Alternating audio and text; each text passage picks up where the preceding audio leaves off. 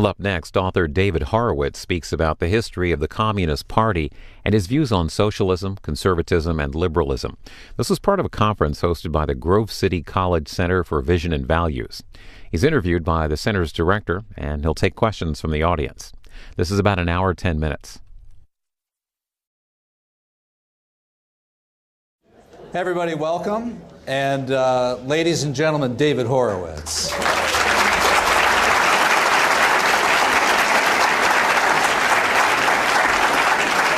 We've been trying to get you here for years. I mean, we have. We've been trying to get it. We've been trying to get in here for the longest time. So it's so good to have you here. And we have a little over an hour, and so we're going to have a conversation, and then we're going to take questions from the audience as well. And when I say that I've read all your books, I mean, I literally have. Although this isn't all of them, but this is probably a quarter, fifth, maybe. And Destructive Generation was the first one I read. This was with Peter Collier. And this was Second Thoughts About the 60s. I think this was the big one, the one where you first really came out, right, from the left to left. And then this book is, he didn't ask me to do this, I promise you. Radical Son is great. This is so good. This is, I think, like the Whittaker Chambers witness of this generation. In fact, I believe National Review or one of the publications, Weekly Standard, even said something like that at the time, Weekly Standard. And he's done, of late, a number of different books. The Black Book of the American Left, and I've got Volume 1, Volume 2, and there have been at least 3, maybe 4. 6. Okay, there you go. So I got a quarter of them, a third of them. Right. I can't keep up with them. I seriously can't keep up with them. But so there's so much here, and I went up in my office and tried to sort out questions, and I eventually just said, forget it. I'm just going to sit here and try to have a conversation and try to ask him some things about the left, the old left, the new left, the current left, today's left.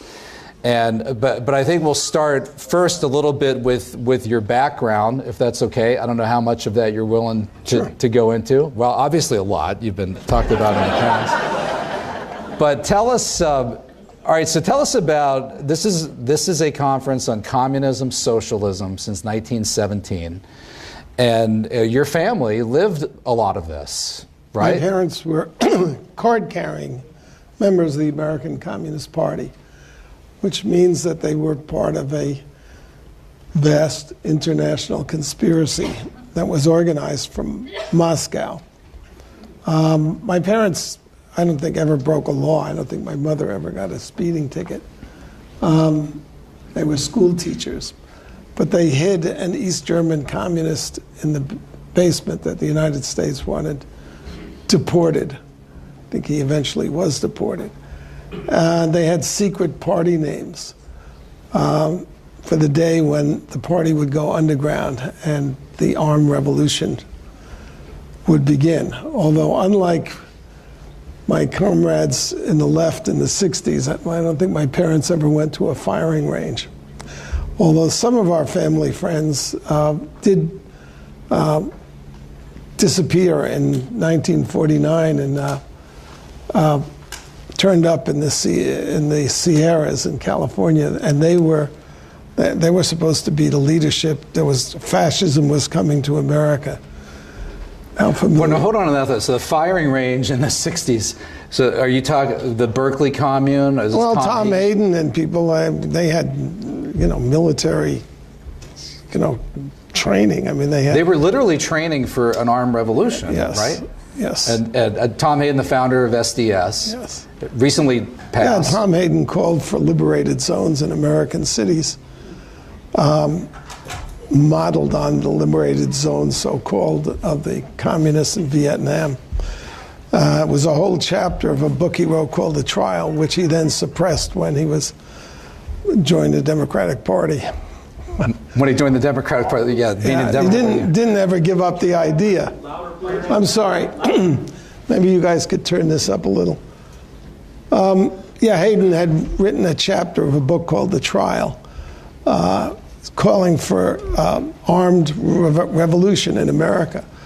And when Clinton was that, Hayden became a state legislator in California, and Clinton gave him a Medal of Freedom, richly undeserved.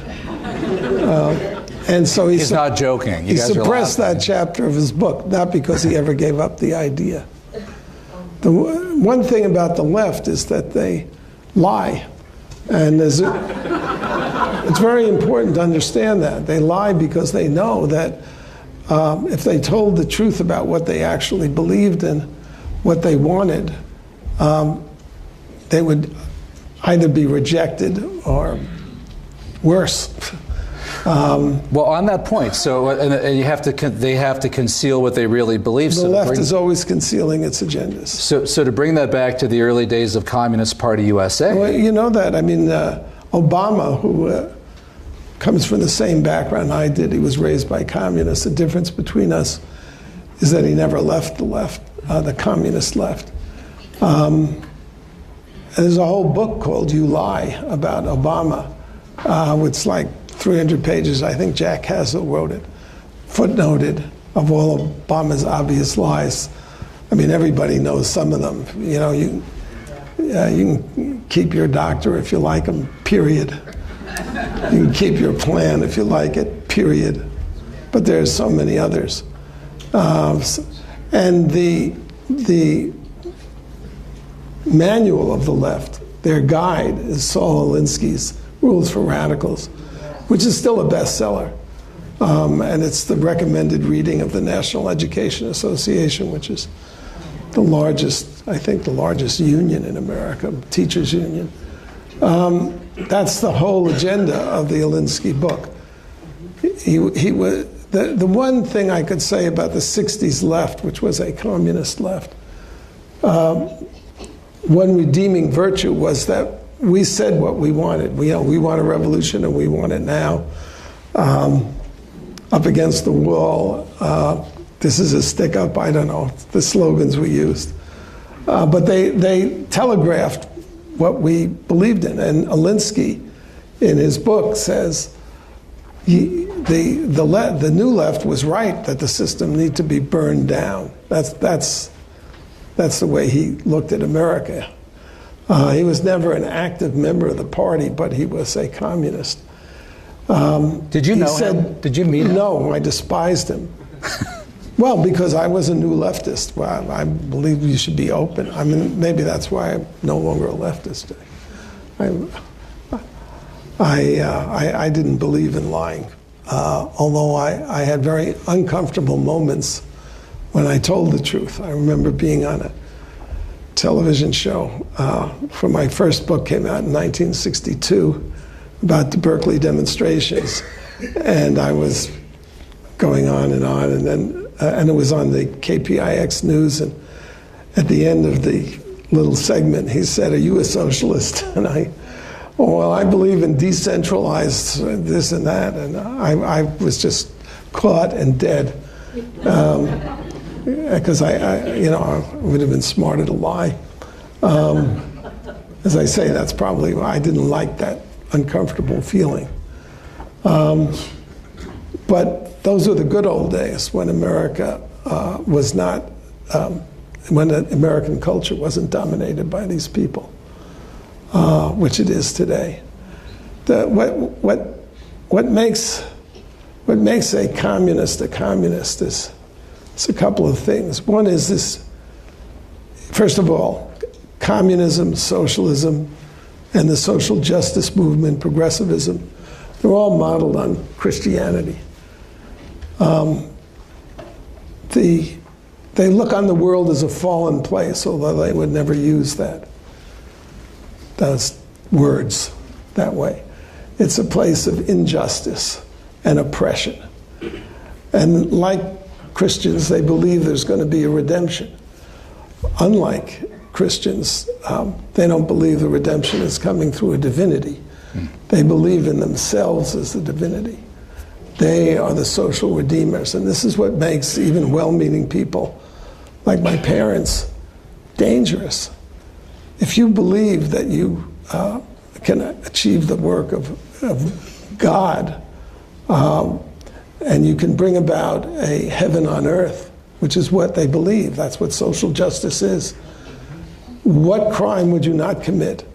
What lie would you not tell? Or what crime would you not, if you're incapable of committing the crime, support?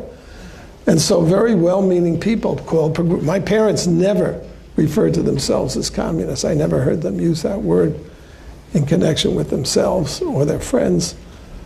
They call themselves progressives. Progressives. Every progressive believes this.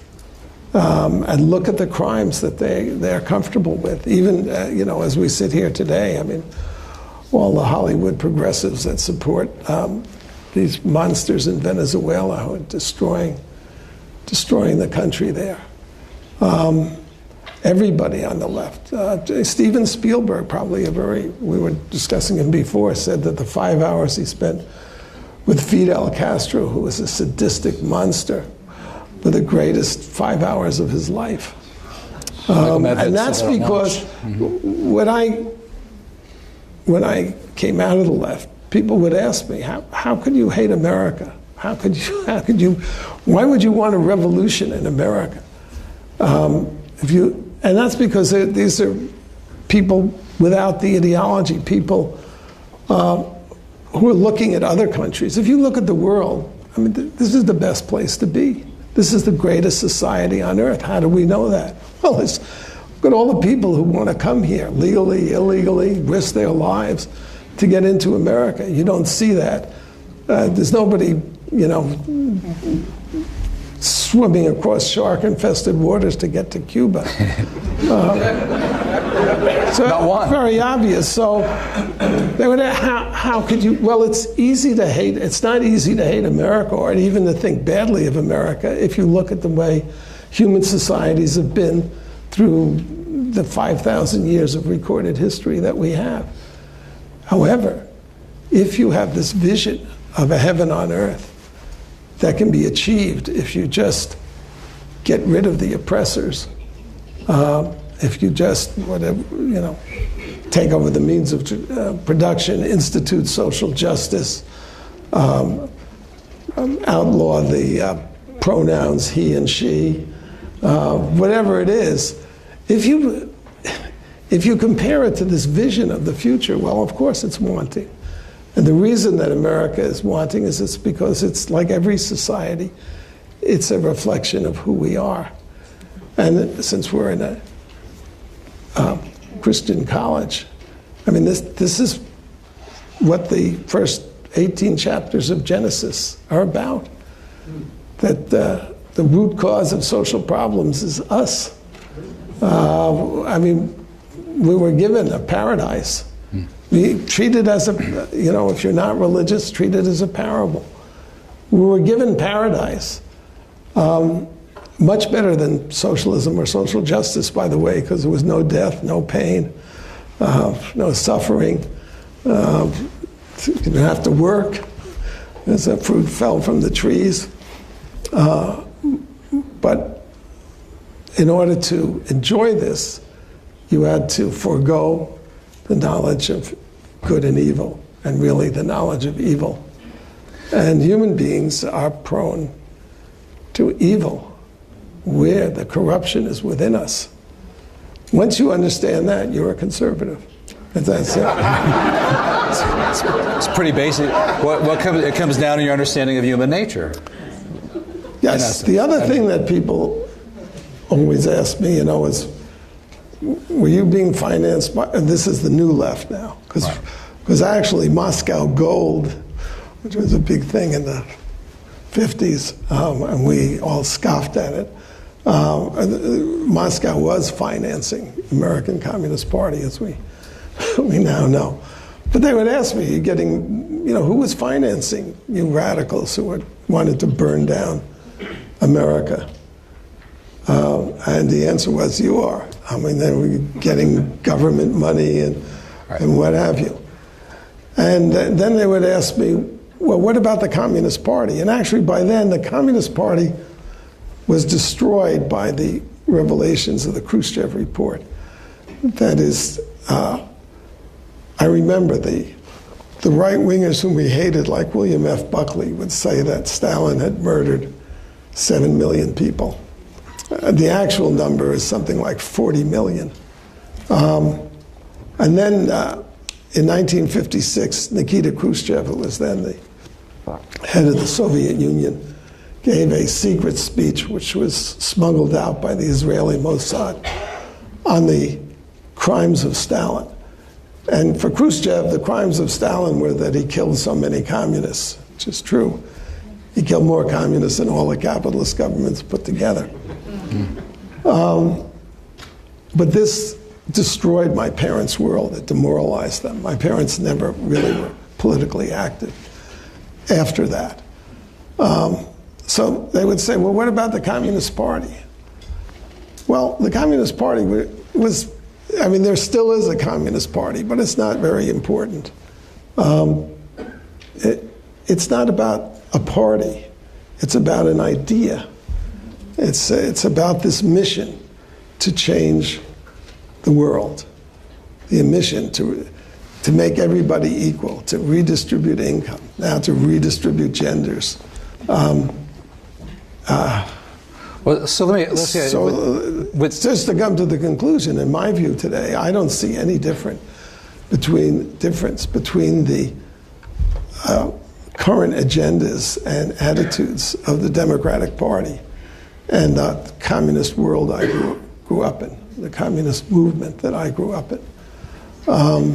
Bernie Sanders is the Democratic Party today. Bernie Sanders would have been the nominee if the crooked Clintons hadn't fixed the primaries with the help of Debbie Wasserman Schultz and Donna Brazile. Bernie Sanders is a lifelong supporter of communist causes, and his mentality is what I call brain-dead Marxist. All the evil in the world comes from the 1% who oppress the 99%. How stupid is that? Particularly since there are all these 1%ers like Soros and Steyer. I mean, the Democratic Party, I wrote a whole book about this. The Democratic Party is the party of wealth, money. If the old left or the old communist left, if the redeemer class was the proletariat, then for the new left, who's the redeemer class? Are they always looking for one? Are they looking for Well, they've done better. This is the other thing. Just to carry this analysis a little further, the only Marxist text that communists, and certainly my generation, read, deviants like me read a lot more, but was the Communist Manifesto. And the Communist Manifesto really got two ideas. One is the opening sentence: the history of all hitherto existing societies is the history of class struggles, a war, social war, which is a ridiculous comment. I mean, the history is not the history of class struggles.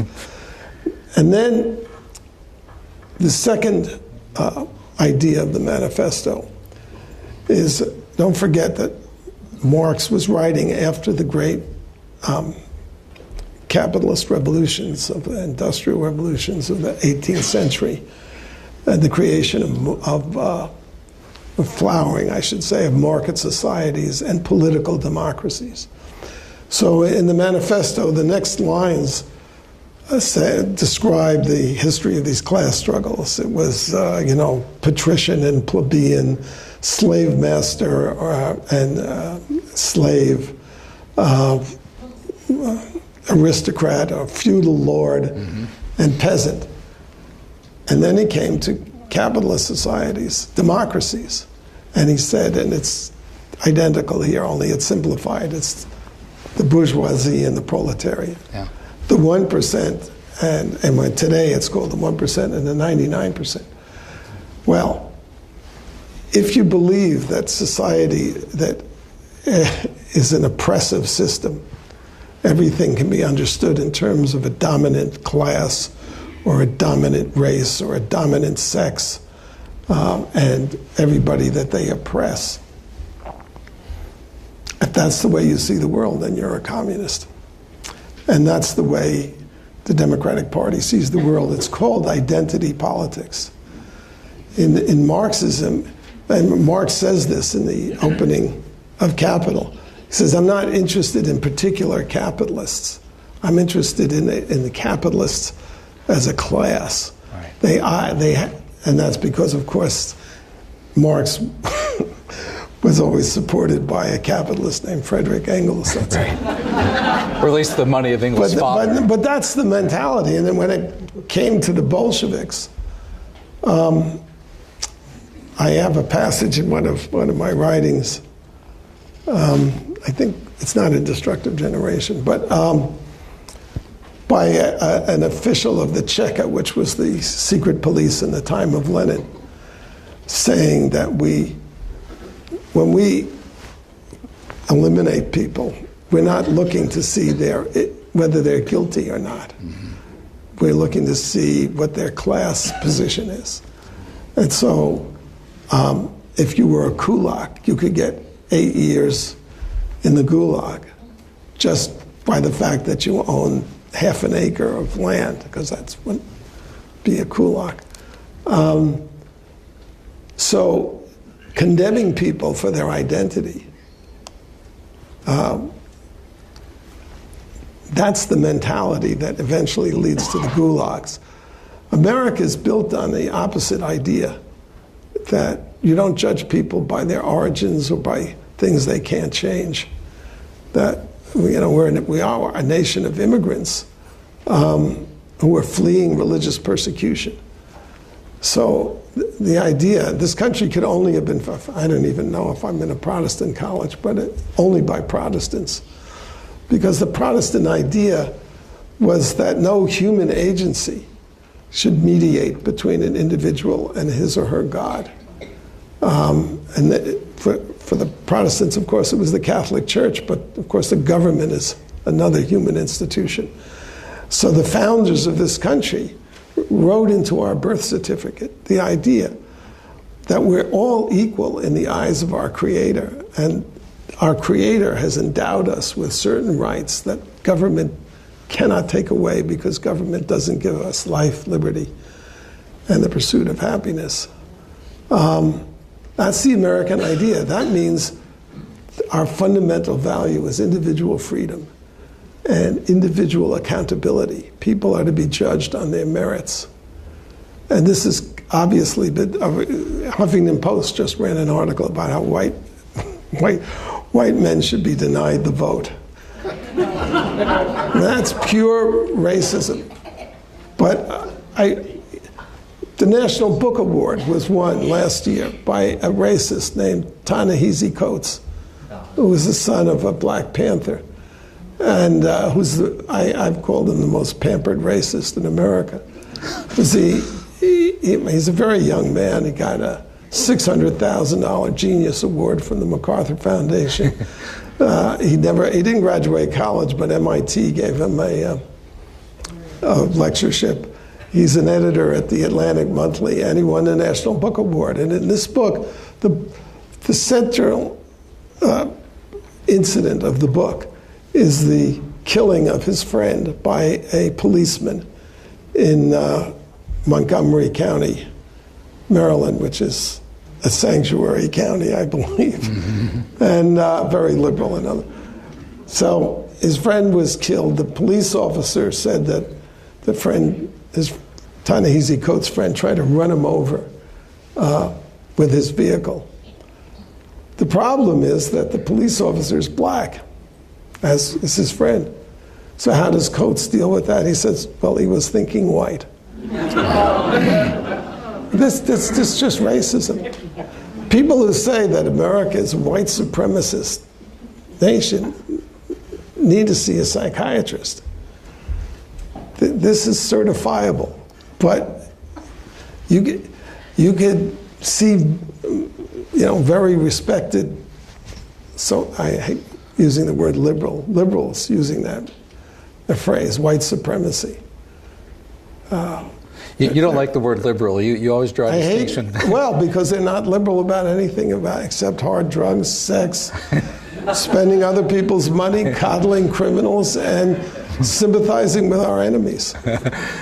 But you say that there's a big difference between liberals and leftists, right? You like to use the term left. I'm a liberal. You're a liberal. Conservatives are liberals. We believe in two sides to a conversation. We don't obstruct speeches. We don't try to shut down campuses. When our opponents talk, we enjoy the dialogue because, we think, if you think you're right, why wouldn't you want to engage the other side? Yeah. But it's not, they're not thinking of us as people. They see themselves as the army of the saints bringing about a new world. Wow. So they see us as the party of the devil. This just happened. Next week I'm scheduled to speak in South Dakota.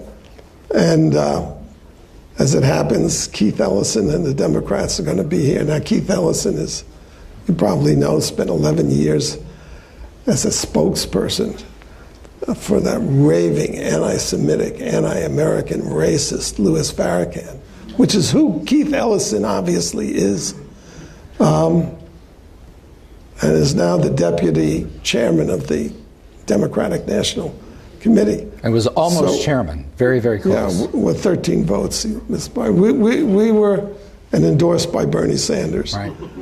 Another racist. So we happened to be my event for the South Dakota Republicans. It's a big convention center. It's in the same building.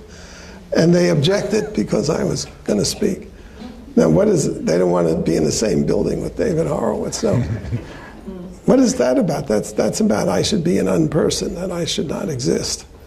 That is an attack on my humanity is what it really is. And it's sad to say that this is what the Democratic Party has become. And for me, the most disgraceful episode of recent months was the so-called confirmation hearing of Senator Jeffrey Sessions. Jeff Sessions has been a friend of mine for 20 years. I would say he's one of the half dozen most decent human beings in the United States Senate when he was there. He's a champion of civil rights. He was the Attorney General in a deep South state, Alabama, prosecuted the Ku Klux Klan, desegregated the schools, and yet Democrat after Democrat, beginning with Chuck Schumer, called him a racist and repeated it. And Elizabeth Warren got shut up for doing it because she violated Senate rules on the. This is a disgrace. These people know Jeff Sessions, and they know he's not a racist. So, it's very distressing what's happened in this country. But I think it's very important for conservatives. Conservatives are very well-meaning people, very decent. I say this as somebody who came out of the radical left, so I can appreciate this. And very well-mannered, too well-mannered. So they're willing to give the benefit of the doubt and not think the worst of people. I try to think the best of them. And in political war, you can't do that. That's what I like about Donald Trump. There is no other Republican I can think of, not one, who on national TV in front of 50 million people would look Hillary Clinton in the eye and say, "You're a liar and a crook," which she is both. You have in your masthead for frontpagemagazine.com, if it's still there, there's a quote. It said, "Inside every liberal is a totalitarian screaming to get out." Yeah, I think that's one of my best contributions to this. Why is that the case? Did you say liberal? Yeah. Because I changed it to progressive. Did you change it to that? Okay, I should have. People didn't understand it. Well, there you go. That's right. Liberals and progressives is the same thing. Right. And that's not because they're liberal. It's because they control the universities, the schools, the newspapers. They dominate the media, so they get to define terms. Right. We don't. We have to live with them. It's thought control, with right? Their lives, absolutely. So the reason that inside every progressive is a totalitarian screaming to get out is because they think they can change the world fundamentally. What is it that Obama said? Well, we're 5 days away from fundamentally changing the United States of America. Right. By which they mean not just changing the policies of America, but changing the people in it. And that the whole leftist agenda, what I think the appropriate word for the Democratic Party and for progressives is neo-communist. We understand neo-fascist, neo-conservative. They're neo-communists. They have the same mentality. And this mentality is that although for 5,000 years there's continuous warfare for 5,000 years, we can have a world at peace if we just disarm the United States, basically. I mean, they wouldn't say that, but that's what they mean. That, 5,000 years of, well, first of all, people are unequal. I mean, everybody knows that. I mean, you'd be 5 years old and you understand that these talents, intelligence, strength, beauty were not handed out equally in the beginning. I mean, it's very obvious. So the idea that you can transform the world and change people is a very dangerous idea when you think about it. What's they totalitarian? Will force you. Well, they will use the government, since they see themselves as social redeemers, and the instrument of the redemption is the government, the state. So they will force you. Well, for example, and those who disagree are evil. Religion, they see religion as obscurantist and oppressive. The opium of the people is what Marx called it. So when they come to power, they want to stamp out religion. Well, now, I mean, they've been pretty effective with Christmas and things like that. The Bolsheviks burned 100,000 churches when they came to power. That's one of the first things they did. Yeah. So that's why it's so dangerous. Yeah, I mean, the religion has been part of the human story as long as there's been a human story. So this gets back to the literal fundamental transformation of human nature. That's right. So that's why, yes, inside every progressive is a totalitarian, because it's for your own good. Why did they lie about Obamacare? I mean, you may be familiar with John Gruber's video where he said we structured it so that we would fool the CBO and it wouldn't be called a tax. We concealed the fact that it was redistribution of wealth from young, healthy people to older, sicker people, and on and on. We had to lie for your own good.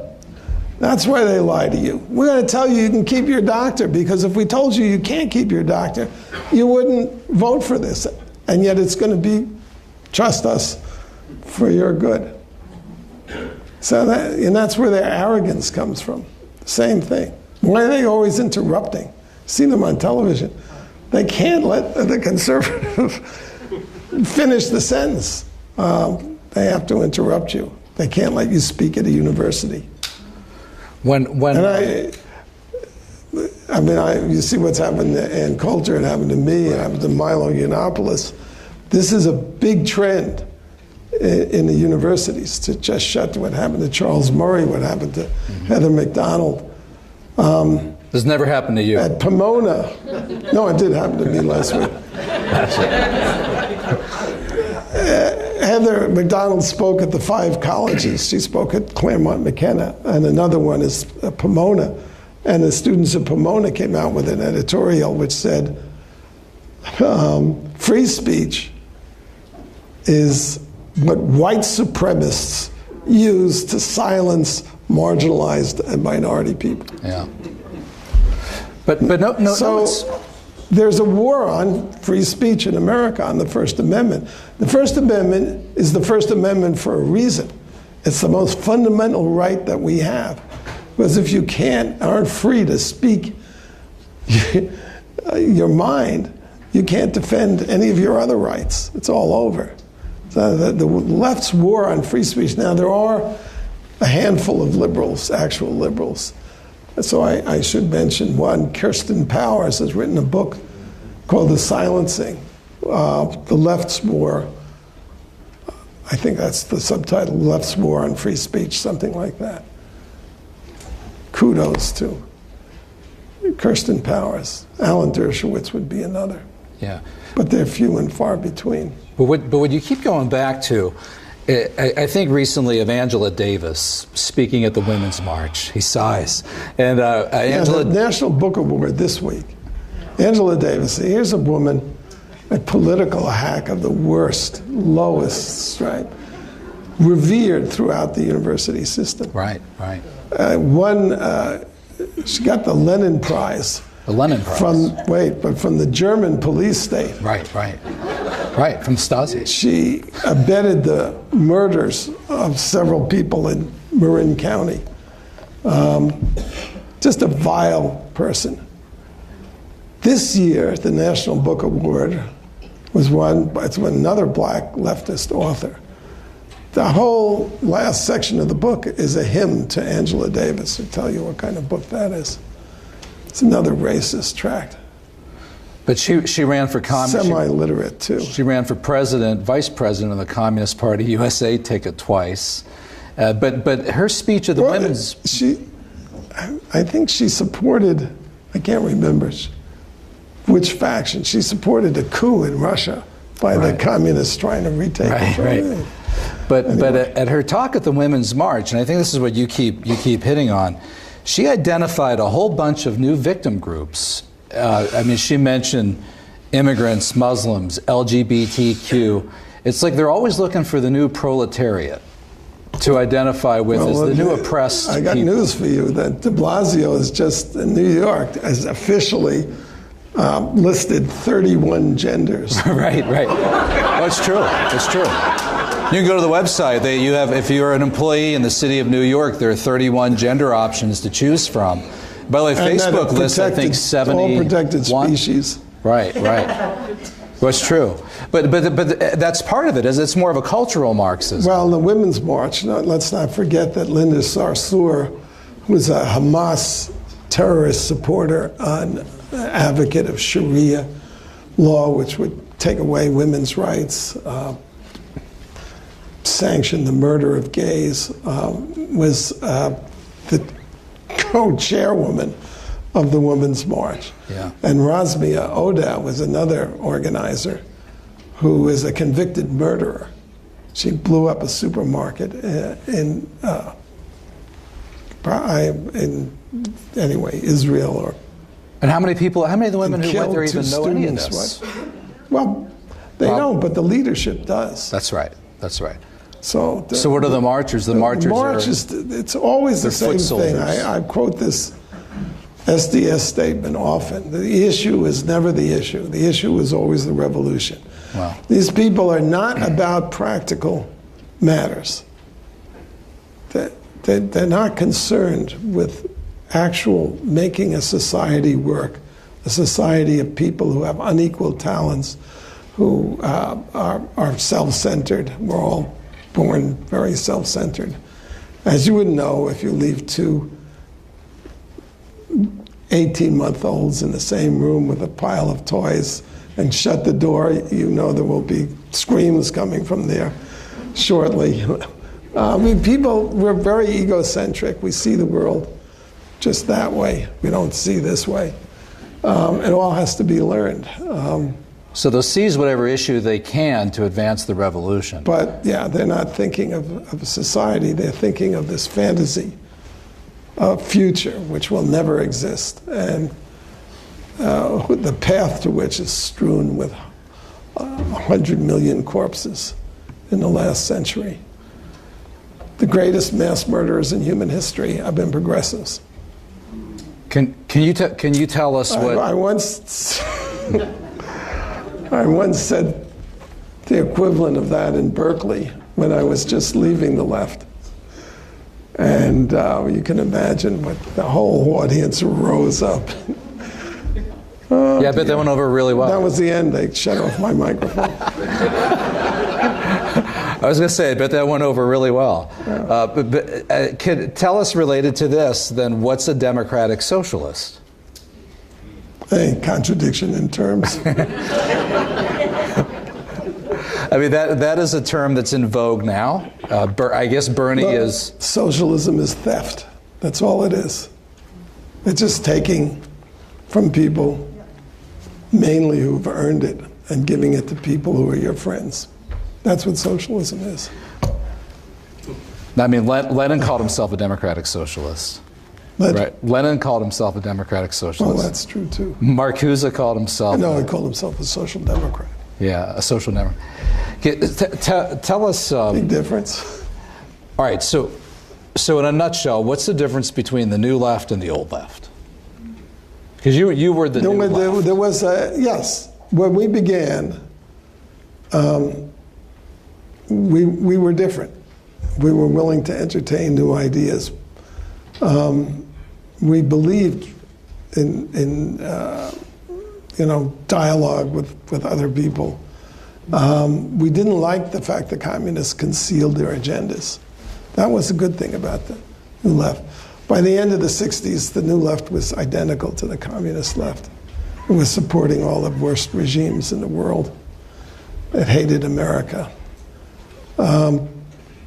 Look, you just have to not be deceived by left-wing wordplay. There's never been a significant anti-war movement in America. It's always an anti-American movement. My exit from the left came in a period when the United States was forced to withdraw from Vietnam by the domestic left and basically betray our Vietnamese allies and surrender the country to the communists.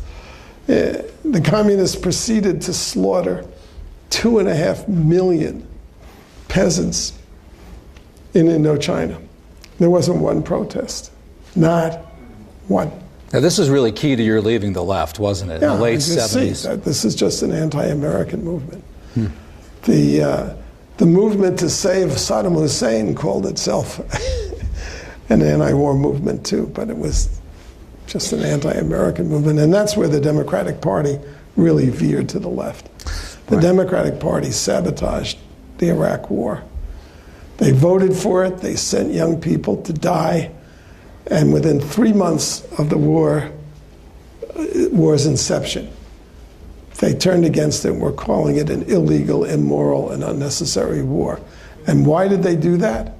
They did that because there was a Democratic presidential primary in the spring of 2000. We went in 2003. We went in March, and at that time, an anti-American, so-called anti-war activist named Howard Dean was winning the Democratic nomination. He was running away with it. I think he had 45% of the vote. And Kerry and John Edwards switched 180 degrees. They had been supporters of the war. They had voted to authorize it. And to become president, they betrayed all those young people that we had sent into Iraq. And it's to his credit that if you want to know who I think is a liberal, Joe Lieberman basically sacrificed his presidential ambitions rather than betray his country the way they did. Now, a lot of you guys in the 60s talking about the old Democratic Party, the new Democratic Party, and I don't want to include you with this group, but SDS, Mark Rudd, Tom Hayden, then there's a split into the Weather Underground, Bill Ayers, Bernardine Dorn. I mean, they hated like the JFK Democrat, probably Bobby Kennedy. We did. I did. I think I voted for Jack Kennedy. That was the last time I voted. And oh dear. Now, there was one embarrassing vote in 1980. We'll guess who that was for. And then I voted for Reagan. Well, I was not paying any attention. I was at the time to politics. Well, and what did your friends say when on the old left when you and Peter Collier, right, announced that you were leaving the left, and this was. Oh, by the way, it was on the 700 Club, right? That you did the interview of all things, right? No. I was on the 700 Club. Right, with Pat Robertson. Yes. Well, it was with Pat Robertson. Which must have really made your old friends go bonkers. I mean, Roger McGuinn of McGuinn and McGuane. Right. That was fun. What did Roger McGuinn sing? Somebody. I don't know. Somebody knows this. I Come forget. on, I'm getting so old I can't remember the names of The Revolution? songs. No. He didn't do that one? No. But so what did your friends think when you? No, these were all former hippies who were benign. The hippies were benign, who had become Christians. Okay. I enjoyed that. Anyway, we got very distracted here. So the SDS, Weather Underground, Mark Rudd, Bill Ayers, that crew. It's to everything. There was a season. That's the song. That's it. Mark Rudd, yeah. We hated the Democrats because we saw them as co-opting people. This is why we hated Saul Alinsky, because Alinsky said, you can't burn the system down without, you have to get power. And if you tell people that you want to burn the system down, they're not going to vote for you. They're not going to give you the power. They're going to reject you. And so it's stupid what you're doing. What you need to do is join the Democratic Party. I kid you not, this is in the book, you can see it. Get funded by the Democrats. We called this boring from within, and we hated it. And as I say, it's the only thing I can think of what I did in the 60s that I'm fond of. But it's what Tom Hayden did. But Hayden did. Hayden went right into I couldn't believe it. They went into the Democratic Party. He organized a riot at the Democratic Convention in '68, and then they took over the party. And we had seen it as a party of the ruling class. I mean, that's so deluded we were, but whatever. Yeah. Tell us about Bill Ayers and Bernardine Dohrn. I despise Bill Ayers. I hated him when I was a leftist, because he was a rich, snot-nosed, arrogant, stupid individual, violent. When he was elected vice president of SDS in '68, in his acceptance speech, he boasted he hadn't read a book in a year. He's a college student, right? And, I felt it was our responsibility, as I took revolution very seriously. If we're going to upend the whole system, we needed to know. You can't. And that's probably why I'm no longer a leftist. They're completely irresponsible when it comes to things like that. They don't care if they lie. They don't care how many people. Look, just this immigration thing. They don't care about the Kate Steinleys. They don't care about the victims of illegal criminals who come here, who are probably mainly Hispanic. I don't know why the Republican Party isn't mentioning this. They don't care about the victims of the Michael Brown thugs and the Freddie Gray thugs, who are mainly black, because they have this agenda, and the agenda is the transformation of the world. You have to, the religious analogy is, if you think that you can be the agent of the redemption of the world, again, think of what crime would you not commit or support, and what lie would you not tell. And there's a natural affinity that leftists have for one of these Islamist fanatics. They think, they're doing God's work. They're doing it in the name of God. They're redeeming the world and making it a holy place by purging it of infidels. So even a secular leftist thinks he's doing good. This is what the Democratic Party in South Dakota just tried to do to me, is to purge me from the building. Right. What the hell is that about? Excuse me. By the way, we could take some questions if anybody is, okay, a lot of hands. And microphones, anybody, we have, the time is flying, and we probably have about 15 or 20 minutes. So wherever you want to go first, Miss Grace, go ahead, whoever you want to, over there, okay. Go ahead, Sarah. Chad, got a question? Well, first of all, how does it feel to be at a college where you probably aren't going to get a pie thrown in your face? Yeah, comfortable. Just touch on something that I read that you had written about a year ago that I thought was profound and very helpful, and that is why does the left in this country make common cause with the radical Islamists? Yeah, I wrote a whole book about this called Unholy Alliance. First of all,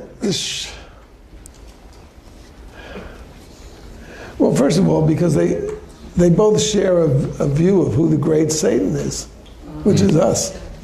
That's the most basic bond. And by us, what do you mean by us? By the United States. At our roots. We're the most successful country in the world. That's why they hate us. Kind of Judeo-Christian based American founding, America the way it was, based on certain traditions. Yeah, that's probably even too intellectual for most of them. But in a way, I mean, they don't think. They know what they want to tear down, but what's the goalpost? What's the end goal? It's all about abstractions. The end goal is to create the new world. And the way they excuse the crimes of whether it's Islamists or communists or what not is to say the devil made them do it. Why is Castro a sadistic monster?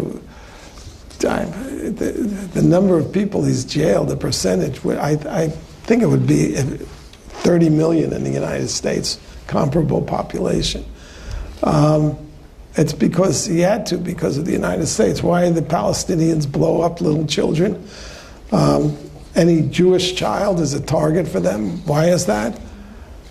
It's because of the evil Israelis, that they're desperate people, the Palestinians. They have no recourse. Of course they do. People, even if they were oppressed, which they're not, people have been oppressed for thousands of years without strapping bombs on their own children, telling them to blow up other children because they're Jewish. And if they're lucky enough to be male, they'll go to heaven and get 72 virgins. I mean, how sick is that? And so why would a modern leftist be sympathetic? Because they think the same way. I mean, not in that sense. They're fighting phantoms. I mean, I was just attacked at Berkeley by the head of the United Auto Workers, has organized the teaching assistants at Berkeley. So there are 16,000 of them, so the administration listens to them. And their steward, who's a music major, sent an email around saying David Horowitz should be denied a platform at Berkeley because he is a promoter of racial purity and white nationalism. Yeah. I have 3 black granddaughters and 1 Filipino. I marched in my first civil rights march in 1948 before this woman's mother was born. I have a public record of supporting civil rights that stretches over a half a century. I don't exist. I'm a category. Right. That's all I am. Yeah. Senator Blumenthal, the liar from Connecticut who lied about his Vietnam record, attacked Jeff Sessions in the confirmation hearing because I gave him an award. And the quote from me that he used to show what a racist I was. They used you against Sessions. Yes, he said, David, you received an award from David Horowitz. David Horowitz said, too many black people are in jail because black people commit too many crimes, which is just the truth. And how do we know it's the truth? How do we know it's not a racist criminal justice system That doesn't. We know it because the FBI has a annual victims of crime report. So they interview the victims. So the 95% of the victims of black criminals are black. So you have to imagine that these black victims, if they get raped, say, oh, it was a black person when it was really a white person. Come on. But the facts don't mean anything to them. Are there questions? Because they're not thinking of the facts, the particulars, individual accountability. They're thinking of the vision of the world transformed, where everybody, there's no inequality, and there's no poverty, and there's, if that's no not a religious racism, no objective. sexism, and so forth. Right. That's utopian. Go ahead, I'm sorry. That's okay. I understand the liberalism, the modern liberalism, to be completely totalitarian in nature, and I believe that it's not only a cancer here in the country, but it is a cancer that's attempting to take over, frankly, the globe. If that premise, if we could agree on that premise, what in this world are we going to do to stop it? And out of curiosity, do you know, is Steve Bannon inside the White House as someone who understands it the way we're talking? Yes, Steve Bannon. There are several people in the White House who understand it. I've written a whole book called Big Agenda, President Trump's Plan to Save America. And my advice is you fight fire with fire. As I said, conservatives are too nice. They're too deferential when it comes to these people. They wouldn't look Hillary Clinton in the eye and say you're a crook and a liar. But she is, both. A chapter of my book is called the Achilles, this is just one example, the Achilles heel of the Democratic Party, which is this stranglehold the Democrats have on the inner cities. Every killing field in America, Chicago, Detroit, St. Louis, Ferguson, Baltimore, 100% controlled by the Democratic Party and has been for 50 to 100 years. Every injustice in the inner city, every oppression, the schools that year in and year out do not teach these kids, where 40% drop out and 40% who graduate are functionally illiterate, 100% controlled by the Democratic Party, run as a jobs program for adults and a slush fund for the Democratic Party. The gun control laws that prevent law-abiding citizens in these high crime areas from defending themselves. The catch and release policies, which let Dwayne Wade's cousin, a beautiful mother of 4 children, was murdered by 2 felons who should never have been out on the streets, except that the Democrats have a lock on Chicago. And Republicans are too polite to mention this, ever.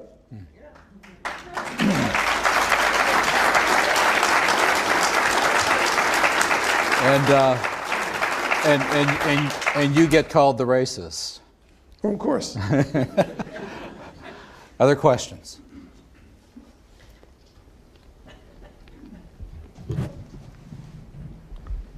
So, is it on? Yeah, all right.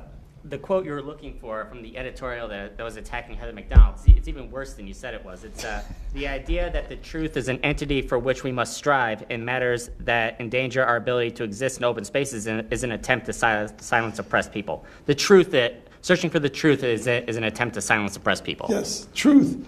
The left has been conducting, this is not obviously a recent development. This has been going on for 30 or 40 years. The left has conducted a systematic war against standards, truth being one, scholarship. Our universities, faculties are filled with morons, and I mean that literally.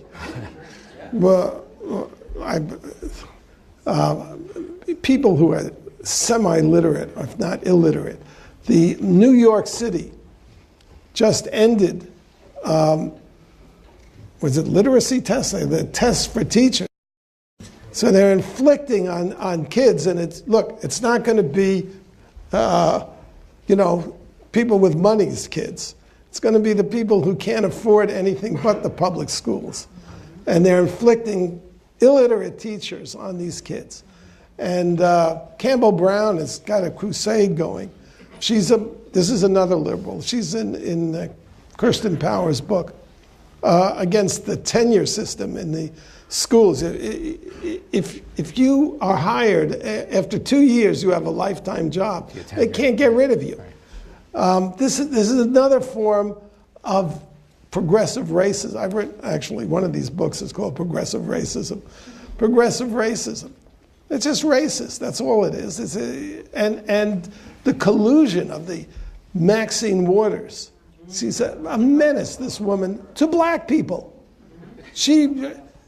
When I was in, I actually did in the 80s, I did gang stories in Compton, in South Central. I would ask the residents there, mothers of murdered children, what's your complaint about the police? Where are they? That's the complaint. There are none. I mean, I've forgotten the statistics, but they're astounding how few police there are, because the LA area is a huge geographical area. And Maxine Waters, of course, is always at war with the police. She doesn't represent those people. But in looking at this very stuff that you're talking about, there's a quote from Radical Son. You were in Berkeley with Max Lerner, and he asked you... Michael Lerner. He asked you if you did drugs. You told him no, and he was disappointed. No, he said, have you ever dropped acid? And I said, no. He said, well, you can't understand socialism until you do. Well, there you go. And that's probably the only true thing he said.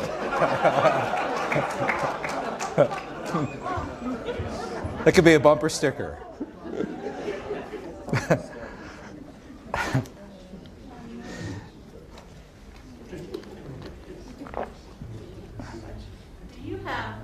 Do you have an explanation for why there are so many American Jews, or at least leaders in the Jewish community, who are Democrats and sure, or progressives? It's a religion. The Democratic Party, no. There's a saying about Reform Judaism, which is the most deracinated. It's there's Reform Judaism, conservative, and Orthodox. They say Reform Judaism is the Democratic Party with holidays. And it's because it's a religion. The less religious you are, you actually are, the more the Democratic Party is a substitute for it. You listen to them. They're the redeemers. It's everything that comes out of their mouths is a moral indictment. They all sound like hellfire and damnation preachers condemning. Here's another, condemning people like us, people who oppose them. In the second debate, Trump turned to the television audience and he said, you have to understand, Hillary has tremendous hatred in her heart. And then what he was referring to was the basket of deplorables, in which he puts all of us. And what's in that basket? Race, she named them: racist, sexist, homophobes, Islamophobes, xenophobes. There's not a person in this room who has been in an argument about, say, even policy with a so-called liberal who hasn't been called a racist, a sexist, a homophobe, or Islamophobe. The Democratic Party is a party of hate. Didn't you say they were beyond redemption or something like that? Was that the phrase in the deplorables? Right? Irredeemable. Yeah, irredeemable. Deplorable and irredeemable. That was it. Well, yeah, that's religious statements. Right, right.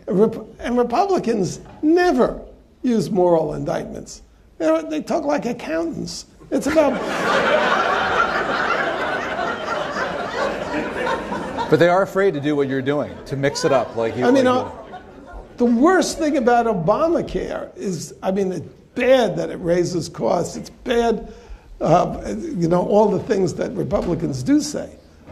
But it's an assault on individual freedom. You can't choose your doctor. You can't choose your plan. You can't manage your own health care. The government is going to tell you what you can do. Horrifying. I think Rand Paul once said that. It's the only one that came across my radar screen. Other questions? By the way, while she's walking there, you made a comment in one of these books about the battles you have with truth with liberals and AIDS debates in the 1980s, right? Yeah, in the San progressive Francisco. left killed 500,000 gay people in this country, young gay people. And they did it by making politically incorrect, that is, banning government information or information about how AIDS was caused. And it's sexually transmitted, it's mainly through anal sex. All these things were politically forbidden. To talk about it. Yeah. You couldn't talk about it. And you were and the genuinely bathhouses, you couldn't close. When there was a heterosexual herpes epidemic, actually, they closed all these, what are they called, Plato's Retreat? I don't know. There were these sex clubs. Oh, bathhouses. Yeah, and the government shut them down. But while the AIDS epidemic was raging, you had all these gay bathhouses, and government, the Democrats, it was the Democrats, because the epidemics were in the cities, and the cities are controlled by the Democrats. Terrible. But you tried to address this, and you were just vilified for it. Fortunately, this guy was gay, and he said, I gave a talk, or I debated. I had gay allies trying to work. Actually, it was a nurse, but she got cold feet and didn't want to show up for the debate. And I mean, it was about 200 people, and it got. It started very quietly, and then it built, and people got more exercised. And finally, one guy said to me, he said, "I feel like I have to attack you." So I felt somewhat safe. And then there was, actually, it was the first gay police officer in San Francisco. Larry Littlejohn I think it was Larry Littlejohn. But anyway, he came up to me and he said, "Don't stop saying what you're saying. It's absolutely true." And then he carried on an initiative in San Francisco to try to shut the bathhouses, which was thwarted. More questions? In your opinion, who or what constitutes the greatest threat to our nation right now? Oh. Can we pin him down on that? She was defeated. That was pretty good. He narrowed it down to one. He really did. The greatest problem is what I call a relative passivity of conservatives. Conservatives don't, a large number don't understand the battle. Well, Paul Ryan does not understand the war. I mean, I think he's a very bright guy, and as a wonk, he's terrific. But he doesn't understand the political war that's taking place. When Donald Trump in the second presidential debate brought Bill Clinton's accusers to the debate with him, I loved it. I mean, that was, it was, yeah. That's what you're talking about. That's fighting back. In your face, or when I forget why they were attacking him when he brought up the fact that they were spying. It turns out that Obama was spying. They were spying on Dennis Kucinich, using the intel. I mean, what is more threatening to a democracy than you use the intelligence services to spy on your political opponents? That's the end of democracy. Obama is a traitor. He's betrayed this country, betrayed us to Iran, and he's betrayed us domestically. He's a menace. I think we have one or two questions. Probably that's it. Let's go for the first one. Josh. First, thank you for being here today. My question regarded the Democrat Party and the metamorphosizing of the Democratic Party now with Bernie Sanders and the socialist agenda that's becoming more and more evident within the Democratic Party.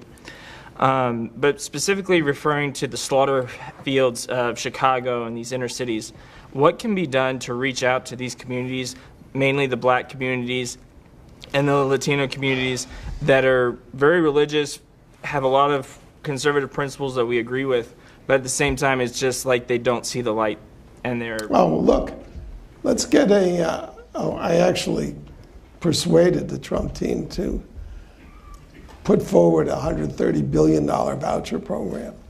Let's voucherize the whole educational system. Every black church could be a school. Wow.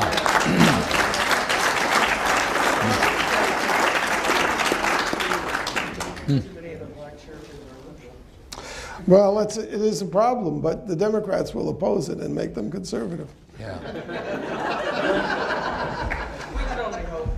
How about Brad Tupy, last question, and we'll have to end it with this. Thank you, Paul. Senator Joe McCarthy could have been the end of the American left, but obviously it didn't work out that way. How do you look back on the McCarthy period? Wow, your thoughts? You've got an expert here. I don't know. Is Ron here? Yeah, Ron Radosh. Is Ron here? Well, he's not here, okay. but he's going to be here tomorrow, right? Yeah, speaking on the You Rosenberg. really should ask him that question. I think that, first of all, let me say what the Democrats have done to the Trump administration is 100 times worse than anything McCarthy was ever accused of, because all of McCarthy's targets were actually members of this communist conspiracy. The problem with McCarthy is that he exaggerated things. He was very undisciplined. Like Owen Lattimore. Well, I think you should talk to Radosh. Radosh will tell you. But he just exaggerated what they did. Some of them were not really that important, and he made them into chief Soviet agents, and it gave fodder to the left, and they destroyed him. You know, we know how the left looks at the McCarthy. And let me just say, it's unfair. The playing field is very unfair. But so conservatives have to be much more disciplined than leftists do. Leftists get away with, well, when I first came out of the left and I wrote, about my leaving the left, I met with Norman Horowitz. And what he said to me is this. He said, David, when you were a leftist, you got away with everything. Now, they're not going to let you get away with anything. Isn't that true? That's so true. We got to be perfect. It's really, really true. You make one mistake. Well, we can't be perfect, so we're going to make mistakes. Right. But you don't want to be reckless. Well, we have to stop. We're at the end of the time, but all I can say is thank you very much. Thank you very much. Really appreciate it. Thank you. Thanks. Thank you.